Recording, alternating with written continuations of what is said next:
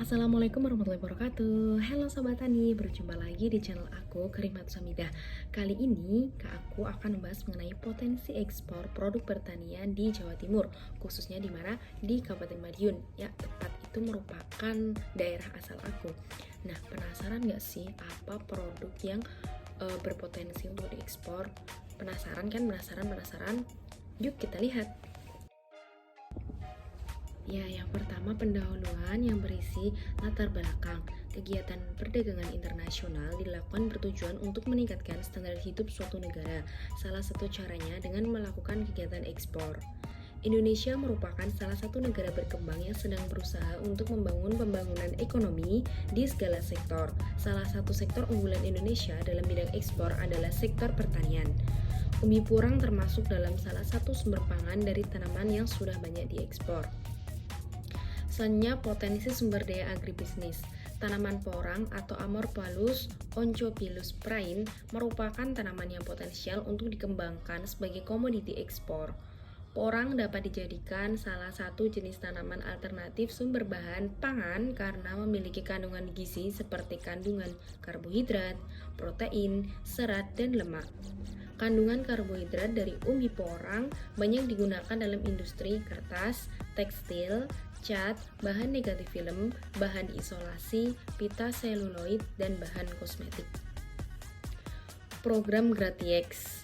Program ini merupakan program gerakan 3 kali ekspor, 3 kali lipat ekspor, yaitu gerakan peningkatan ekspor pertanian yang digagas oleh Presiden Republik Indonesia, yaitu Bapak Joko Widodo, yang kemudian disambut oleh Menteri Kementerian kita, Menteri Pertanian, yaitu Bapak Syahrul Yassin Limpo, ditanggapi dengan program Gratiex ini.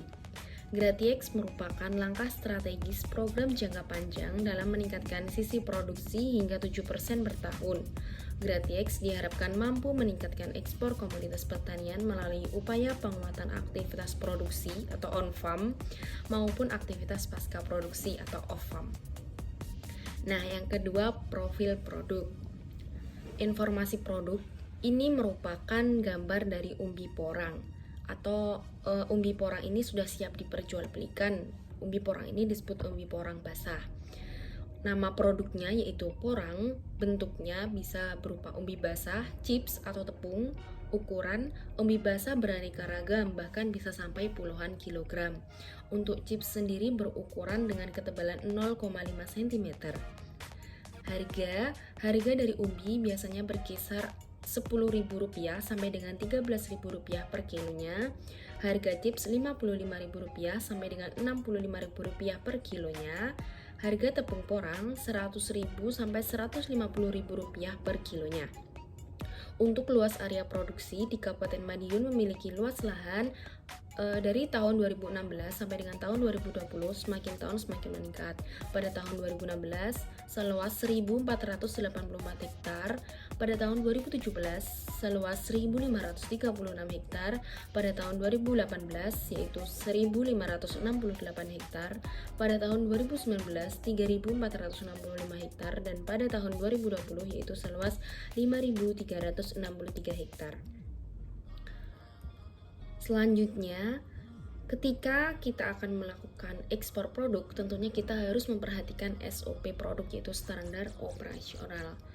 Nah, di mana SOP produk ada yang pertama syarat tumbuh, kita harus memperhatikan bagaimana keadaan iklim, keadaan tanahnya, apakah memungkinkan untuk dilakukan budidaya, dan yang kedua yaitu budidaya yang berisi persiapan lahan, persiapan bibit, penanaman porang, pemeliharaan tanaman porang, pertumbuhan dan masa panen tanaman porang, dan yang terakhir pengolahan.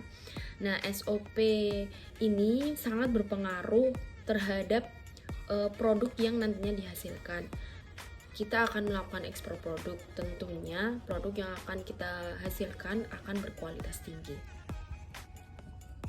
Selanjutnya, sertifikasi produk. Nah, ini merupakan bagian penting juga karena ketika kita akan melakukan ekspor produk, sertifikasi produk atau mutu dari produk itu sangatlah diperhatikan. Yang pertama, standar mutu chips porang telah ditetapkan oleh SNI dan memiliki 2 kategori, yaitu yang pertama kadar air, di mana mutu 1 dan mutu 2-nya maksimum 12%. Yang kedua, kadar manan kering mutu 1 dan 2-nya yaitu maksimum 35%. Yang ketiga, benda asing mutu 1 dan mutu 2-nya itu maksimum 2%, dan umbi cacat mutu 1 dan mutu 2-nya tidak ada.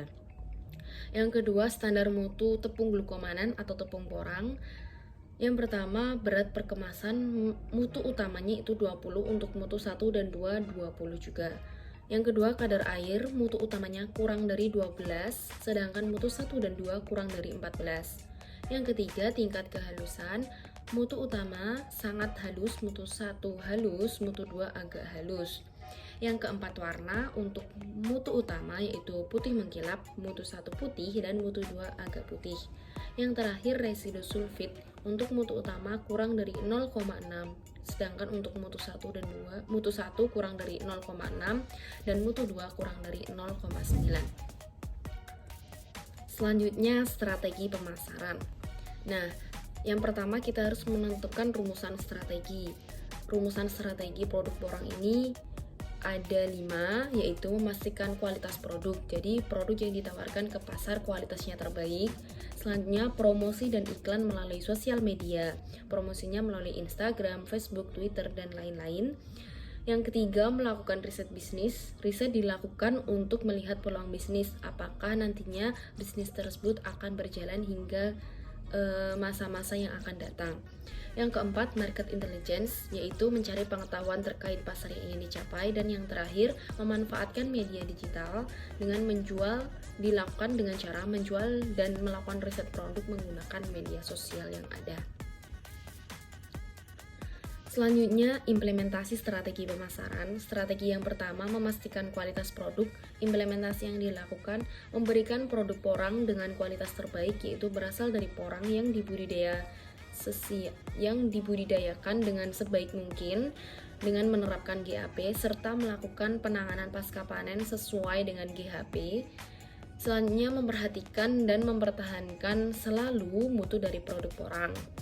Yang kedua, promosi dan iklan melalui media sosial. Implementasinya melakukan promosi produk porang melalui sosial media dengan memposting produk semenarik mungkin serta kontinu dalam memastikan produk.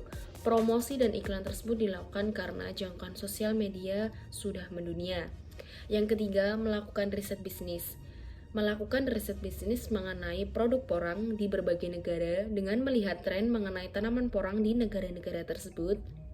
Yang keempat, market intelligence. Implementasinya, market intelligence porang dilakukan untuk memperoleh berbagai data terkait kondisi pasar, produk sejenis yang ada di pasaran, kualitas barang, harga kompetitor, dan berbagai hal lainnya. Yang keempat, memanfaatkan media digital. Implementasinya dalam melakukan pemasaran produk porang selalu memanfaatkan media digital, baik mulai dari promosi sampai kegiatan ekspor. Adanya media digital memudahkan eksportir dalam memasarkan produknya. Yang keempat, prosedur ekspor. Nah, ini merupakan saluran ekspor. Saluran ekspor untuk porang sendiri ada 2. Yang pertama, dimulai dari petani porang menjual produknya ke pedagang pengepul. Selanjutnya, pedagang pengepul ini menjual produk porang ke eksportir. Ada juga saluran ekspor yang kedua, yaitu petani porang menjual produknya ke pedagang pengepul. Selanjutnya, pedagang pengepul menjual produk porang tersebut ke perusahaan pengolahan untuk dilakukan olahan lebih lanjut. Nah, setelah perusahaan pengolahan menghasilkan produk porang yang sudah diolah, maka barulah mereka melakukan mendistribusikan produknya ke eksportir. Selanjutnya, prosedur kepabean. Yang pertama, eksportir wajib memberitahukan barang yang akan diekspor ke kantor bea dan cukai tempat pemuatan dengan menggunakan PIB. Yang kedua, PIB dibuat oleh eksportir berdasarkan dokumen pelengkap pabean berupa yang pertama invoice dan packing list, yang kedua bukti bayar PNBP, yang ketiga bukti bayar bea keluar, yang keempat dokumentasi dari instansi teknis terkait, yang terakhir pada kantor pabean yang sudah menerapkan sistem PDE atau pertukaran data elektronik. Kepabean, eksportir atau PPJK, pengusaha pengurusan jasa kepabean wajib menyampaikan PEB dengan menggunakan sistem PDE kepabean. Yang ketiga, eksportir wajib memenuhi ketentuan larangan dan atau pembatasan ekspor yang ditetapkan oleh instansi teknis. Selanjutnya, perhitungan besaran bea keluar dilakukan sendiri oleh eksportir secara self-assessment. PEB disampaikan ke kantor bea cukai pembuatan paling cepat 7 hari sebelum tanggal perkiraan ekspor dan paling lambat sebelum barang ekspor masuk ke kawasan pabean tempat pemuatan. Yang keenam, atas ekspor barang curah, eksportir atau PPJK dapat menyiapkan PEB sebelum keberangkatan sarana pengangkut. Yang ketujuh, pengurusan PEB dapat dilakukan sendiri oleh eksportir atau dikuasakan kepada pengusaha pengurus jasa kepabean atau PPJK. Yang kedelapan, pelunasan pajak ekspor jika barang ekspor tersebut dikenai pajak ekspor. Penyampaian PEB ini dapat dilakukan oleh eksportir atau dikuasakan kepada PPJK. Yang kesembilan, pemeriksaan fisik barang ekspor dan penelitian dokumen. Dan terakhir, persetujuan dan pemuatan barang ekspor ke sarana pengangkut. Selanjutnya, ini bisa dilihat berikut ini merupakan bagian dari langkah-langkah prosedur ekspor. Nah, ini merupakan penjelasannya. Yang pertama, adanya pemesanan barang dari importir di luar negeri ke eksportir ke dalam negeri. Yang kedua, dibukanya letter of credit atau LC oleh importir melalui bank rekanan bank yang ditunjuk atau bank yang ditunjuk.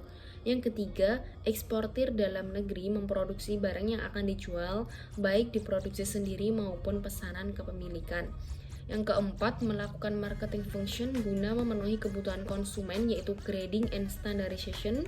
Yang kelima, eksportir mencari dan memesan kapal atau pabean. Yang keenam, eksportir menyelesaikan dokumen-dokumen ekspor ke Dinas Perdagangan, pemerintah daerah, Dinas Perpajakan atau surat pengiriman barang, surat standarisasi, surat bebas pajak, dokumen karantina, dan dokumen lainnya. 7. Menyelesaikan syarat pembayaran. 8. Menyerahkan dokumen barang ke nahkoda kapal. 9. Melaporkan ke kedutaan asing di mana importir berada atau jika ada dan diperlukan. 10. Mengirimkan dokumen. 11. Importir menyelesaikan LC atau letter of credit bila mana barang-barang yang dikirim tidak bermasalah. Yang ke-12, seandainya tidak sesuai maka importir dapat mengajukan komplain. Nah, yang kelima, peluang, hambatan, dan tantangan.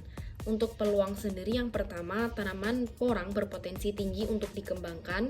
Yang kedua, memiliki manfaat untuk industri makanan, kimia, dan kosmetik. Yang ketiga, permintaan global terhadap produk turunan umbi porang sangat tinggi. Peluang selanjutnya, sudah memiliki 3 besar negara tujuan ekspor porang, yaitu Cina, Thailand, dan Malaysia. Untuk hambatan sendiri, hambatan mengenai hal administratif dan belum memiliki HS code untuk produk porang. Tantangan yang pertama, bibit tidak boleh diperjualbelikan dalam bentuk katak atau bulbil. Bulbil atau katak memiliki nilai ekonomis tinggi, sehingga tantangannya itu untuk menciptakan olahan produk dari bibit katak atau bulbil. Nah, selanjutnya kesimpulan dan saran. Untuk kesimpulannya, tanaman porang memiliki peluang tinggi untuk diekspor. Banyak negara lain yang melirik mengenai manfaat dan kandungan dari porang yang sangat kompleks, sehingga bisa untuk industri makanan, industri kimia, dan kosmetik. Sarannya, selalu memperhatikan mutu dari porang dan menindaklanjuti HS code porang supaya pasar ekspornya bisa jauh lebih luas. Nah, ini dia merupakan gambar porang. Gambar 1-2 ini merupakan gambar tanaman dan bulbil porang. Di bawahnya itu merupakan kunjungan oleh Pak Syahrul Yassin Limpo dan Bapak Jokowi di PT Asia Prima Conjax, yaitu di Ngawi, di Kabupaten Ngawi tepatnya, di Jawa Timur.